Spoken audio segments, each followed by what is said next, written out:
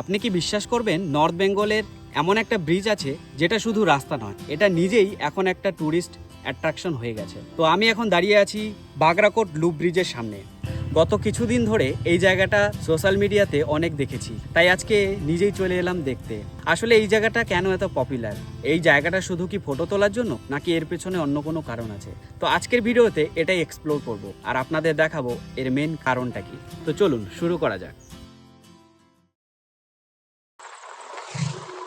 Video শুরু করার আগে একটা ছোট্ট রিকোয়েস্ট, আপনি যদি দ্য শিলিগুড়ি রাইডার অফিসিয়াল চ্যানেলে নতুন হয়ে থাকেন তাহলে সাবস্ক্রাইব করে পাশে থাকবেন, কারণ আপনার একটা সাবস্ক্রাইব আমাকে নতুন নতুন জায়গা খুঁজে বের করতে আর আপনাদের সামনে তুলে ধরতে অনেক মোটিভেশন দেয়। চলুন এবারে জার্নি শুরু করা যাক। দিনটা ছিল 6 জুন 2026, রবিবার। এক সুন্দর সকাল 7:30 নাগাদ আমি বাড়ি থেকে বেরিয়ে পড়লাম। আজকের destination Bagrakot loop bridge. NJP বা শিলিগুড়ি জংশন থেকে এই জায়গাটার ডিস্টেন্স মোটামুটি 40 থেকে 45 কিলোমিটারের মধ্যে। ট্রাফিক আর রুটের উপর নির্ভর করে সাধারণত 1.5 থেকে 2 ঘন্টা সময় লাগে। এখানে আসার মূলত দুটো জনপ্রিয় রুট আছে, একটা সেবক হয়ে আর একটা গাজলডোবা। আজ আমি গাজলডোবা রুট বেছে নিলাম, কারণ এই রুটে নেচার, রিভার ভিউ আর পিসফুল রোড তিনটাই একসাথে পাওয়া যায়। সকালের রাইডের একটা আলাদা ফিলিং আছে, রাস্তা প্রায় ফাঁকা, আবহাওয়াও বেশ সুন্দর, আর নর্থ বেঙ্গলের এই গ্রিনারিগুলো দেখলে জার্নিটাও উপভোগ করতে ইচ্ছা করে। সত্যি বলতে ডেস্টিনেশন যতটা গুরুত্বপূর্ণ, জার্নিটাও কিন্তু আমার কাছে ঠিক ততটাই গুরুত্বপূর্ণ। কিছুক্ষণ পর পৌঁছে গেলাম গাজলডোবাতে। নর্থ বেঙ্গলের অন্যতম পরিচিত একটা জায়গা। মূলত তিস্তা নদীর জন্য এই জায়গাটা অনেক জনপ্রিয়। শীতকালে এখানে প্রচুর মাইগ্রেটরি বার্ডও আসে, আর এখানকার ওপেন ভিউ আর শান্ত পরিবেশ সত্যি অসাধারণ। এই মুহূর্তে নদীর দিকে তাকিয়ে থাকলে শহরের ব্যস্ততার কথা প্রায় ভুলেই যাওয়া যায়। তো এই ব্রিজটার উপর দাঁড়িয়ে তিস্তা নদীর ভিউটা সত্যি দারুণ লাগছিল। সকালের আলো, নদীর স্রোত আর চারপাশের ল্যান্ডস্কেপ সব মিলিয়ে একটা আলাদা ফিলিং। তবে আমাদের ডেস্টিনেশন এখনো অনেকটা বাকি, আর একটা প্রশ্ন এখনো মাথায় ঘুরছে, একটা ব্রিজ এত ভাইরাল হলো কিভাবে? তো যাত্রাপথে একটা ছোট্ট ব্রেক তো দরকারই, তাই রাস্তার ধারের একটা টি স্টলে দাঁড়িয়ে চা খেয়ে নিলাম। ট্রাভেলের সাথে চায়ের সম্পর্কটা আলাদা, বিশেষ করে নর্থ বেঙ্গলের এই ধরনের রুটে। কয়েক মিনিটের এই ছোট্ট ব্রেকের পর আবার রওনা হলাম, কারণ জার্নির সবচেয়ে ইন্টারেস্টিং অংশ এখনো বাকি। তো এখান থেকে আমাদের বাঁদিকে ঢুকতে হবে, আর বাঁদিকে ঢুকতেই চারপাশের পরিবেশটা পুরোটাই বদলে গেল।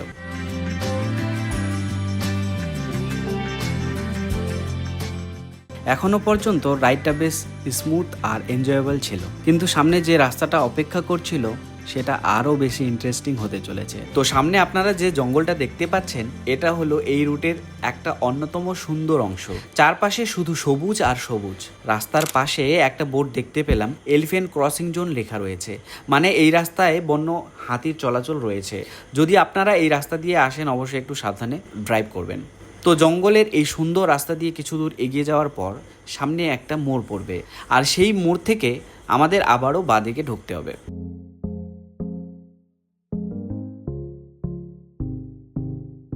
তো কিছু দূর এগিয়ে যাওয়ার পর রাস্তার ধারে একটা ছোট্ট বাজার দেখতে পাবেন, আর এই বাজার পার করলেই সামনে পড়বে ওদলাবাড়ি মোড়। এখান থেকে আমাদের আবারও বাঁদিকে টার্ন নিতে হবে, কারণ বাগরাকোট লুপ ব্রিজের রাস্তা এই দিক দিয়েই চলে গেছে।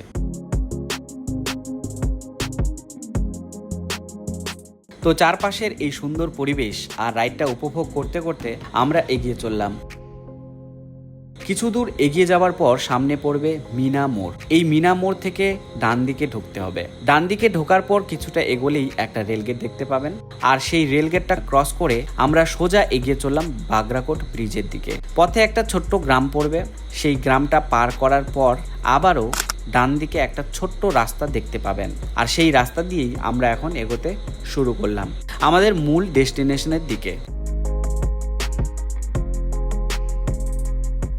রাস্তার অবস্থাটা খুব একটা ভালো নয়, কিছু কিছু জায়গায় জলও জমে থাকতে দেখা গেল। তবে এই রাস্তাটা খুব বেশি বড় নয়, কিছু দূর এগোলেই আবার ভালো পাকা রাস্তা পেয়ে যাবেন। আর সেই রাস্তা ধরে কিছুটা এগোতেই সামনে বাগরাকোটের মেইন রোড চলে আসবে। অবশেষে আমরা পৌঁছে গেলাম আমাদের আজকের ডেস্টিনেশনের একেবারে কাছাকাছি। এখানে একটা সাইনবোর্ডে লেখা রয়েছে বাগরাকোট 0 কিমি। সামনে যে ব্রিজের দৃশ্যটা দেখতে পাচ্ছেন, এটাই বাগরাকোট লুপ ব্রিজের শুরুর অংশ। তবে সোশ্যাল মিডিয়াতে যে ভাইরাল ভিউটা দেখেন, এটা কিন্তু সেটা নয়, আসল ভিউ এখনও বাকি আছে। তাই আমরা আরও উপরের দিকে এগোতে থাকলাম। পথে একটা জায়গায় দেখলাম রাস্তার একাংশ ধসে গেছে। পাহাড়ি এলাকায় বর্ষাকালে অতিরিক্ত বৃষ্টির কারণে এই ধরনের ল্যান্ডস্লাইড বা রোড ড্যামেজ খুবই সাধারণ ঘটনা। তাই এই রুটে গাড়ি চালানোর সময় একটু সতর্ক থাকা দরকার। তো এভাবেই এগোতে এগোতে আমরা পৌঁছে গেলাম সেই ভাইরাল লুপ ব্রিজের একেবারে কাছে। তবে ব্রিজে ওঠার আগে একটা জায়গায় দাঁড়ালাম, আর সেখান থেকে যে ভিউটা দেখা যাচ্ছিল সেটা সত্যিই অসাধারণ। দূরে ছোট ছোট ঘর, নিচে নদী, চারপাশে সবুজ পাহাড়। সত্যি বলতে ব্রিজ দেখার আগে এই ভিউটা আমার মন জয় করে নিয়েছিল। তো ফাইনালি আমরা পৌঁছে গেলাম আমাদের আজকের ফাইনাল ডেস্টিনেশনে। আর সামনে থেকে যে স্ট্রাকচারটা দেখতে পাচ্ছেন, এটাই হলো সেই viral Bagrakot loop bridge. Social মিডিয়াতে এই ব্রিজের ভিডিও আমি অনেকবার দেখেছি, কিন্তু সামনে থেকে দেখার পর বুঝলাম ভিডিওতে এর আসল সাইজ আর বিউটি পুরো বোঝা যায় না। তো এখন প্রশ্নটা হলো, এই ব্রিজ এত পপুলার কেন? আসলে এর সবচেয়ে বড় কারণ হলো ব্রিজের ডিজাইন। সাধারণ ব্রিজের মতো এটা সোজা নয়। পাহাড়ি এলাকায় গাড়িগুলো যাতে নিরাপদে উচ্চতায় উঠতে পারে, সেই জন্য এই রাস্তাটাকে লুপ বা স্পাইরাল শেপে তৈরি করা হয়েছে। আর দূর থেকে দেখলে ব্রিজটা অনেকটা সাপের মতো পাক খেয়ে খেয়ে উপরে উঠছে বলে মনে হয়। আর সেই কারণেই অনেকেই এটাকে স্নেক ব্রিজ নামেও চেনে। আরেকটা মজার বিষয় হলো, নর্থ বেঙ্গলের এই ধরনের ডিজাইন খুব একটা দেখা যায় না। তাই ব্রিজটা তৈরি হওয়ার পর ধীরে ধীরে মানুষের নজর কেড়েছে। তারপর সোশ্যাল মিডিয়াতে ড্রোন শট আর ওয়াইড অ্যাঙ্গেল শট ভাইরাল হওয়ার পর এই জায়গাটা আরও বেশি জনপ্রিয় হয়ে যায়। তবে আমার মতে শুধু ব্রিজটাই নয়, এই ব্রিজের চারপাশের পাহাড়, ভ্যালি, রিভার ভিউ আর পুরো জার্নিটাই জায়গাটাকে স্পেশাল করে তুলেছে। আর সেই কারণেই আজ মানুষ এখানে ঘুরতে আসে, ফটো তোলে, ভিডিও বানায়, রিল বানায় আর এই জায়গাটাকে নিয়ে আলোচনা করে।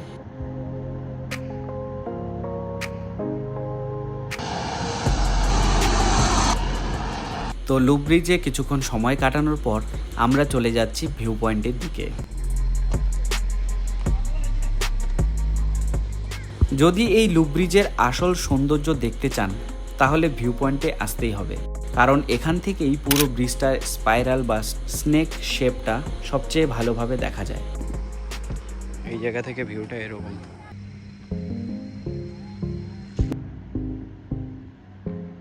আমরা যেহেতু সকালে এসেছিলাম, তাই ভিড় খুব একটা ছিল না।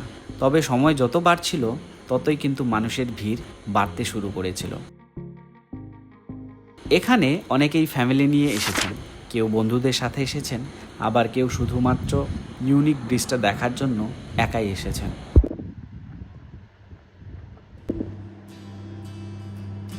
তো ভিউ পয়েন্টের কাছেই কয়েকটা ছোট ছোট দোকানও রয়েছে, তাই চাইলে এখানে বসে হালকা কিছু খাওয়া দাওয়া করে নিতে পারেন।